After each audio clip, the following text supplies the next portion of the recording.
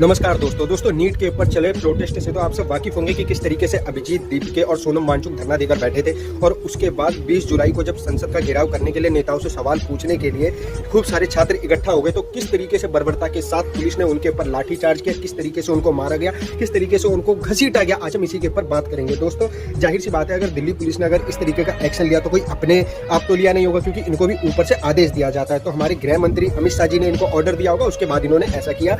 और किस तरीके से मैंने ऐसी मेरे पे सैकड़ों वीडियो है जिसमें मैंने देखा कि डंडे के आगे कीलें लगा रखी है और उससे बच्चों को मार रहे हैं, उनके पर आंसू गैस के गोले दागे जा रहे हैं। ये कहाँ तक की जायज़ है? जबकि बच्चे हैं, वो स्टूडेंट है, 10वीं 11वीं 12वीं की क्लास के छात्र के बच्चे, उनके ऊपर इतनी तेज लाठी मारी गई है कि लाठियाँ टूट गई हैं। और उसके बाद भी ये झूठा बयान ये देते हैं कि बच्चों ने उनके ऊपर अटैक करा। आप ये सोचिए, एक तरफ पूरी फोर्स है जिनके हाथ में लाठियाँ और एक तरफ ऐसे लोग हैं जिनके हाथ में सिर्फ बुके हैं, बैग है, इसके सिवा उनके पास कुछ भी नहीं है। लेकिन फिर भी उनके ऊपर झूठा आरोप ये लगाया गया कि उन्होंने पत्थर मारे। और जबकि रात की वीडियो हमने देखी थी, उसमें एक ट्रक से भरा पत्थर से पूरा लोड था, वो भी दिल्ली पुलिस की तरफ से ही रखा गया था।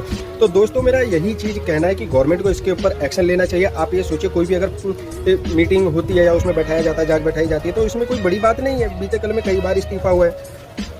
अगर धर्मेंद्र प्रधान का इस्तीफा मांगते हैं तो इसमें कोई बड़ी बात नहीं। बीते कल में कई बार इस्तीफे हुए हैं, ये कोई पहले नहीं है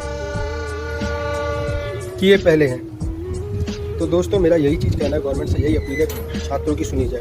पेपर एक बार लीक हो सकता है, 2 बार हो सकता है, 3 बार हो सकता है, 4 बार हो सकता है, लेकिन ये क्या बार हमेशा पेपर ही लीक हो जाता है? कभी यूपीएससी का पेपर लीक हो जाता है, कभी सीबीएसई का लीक हो जाता है, कभी दिल्ली पुलिस का लीक हो जाता है, कभी यूपी पुलिस का लीक हो जाता है, कभी नीट का लीक हो जाता है। जाहिर सी बात है, कोई भी पेपर बनता है तो एक कमेटी बैठाई जाती है, मेंबर चुने जाते हैं, उनके बीच में पेपर बनता है। और उनके बीच से अगर पेपर लीक हुआ है तो उनके ऊपर जाँच बैठनी चाहिए। मैं तो बोल रहा हूँ, ये धर्मेंद्र प्रधान जी जितने भी उनके मेंबर हैं, सबके ऊपर जांच बैठनी चाहिए। और सबसे ये चीज़ सवाल किया जाना चाहिए कि भैया ऐसा क्यों हो गया, उनको कड़ी से कड़ी सज़ा मिलनी चाहिए। हम सब जनता के साथ हैं।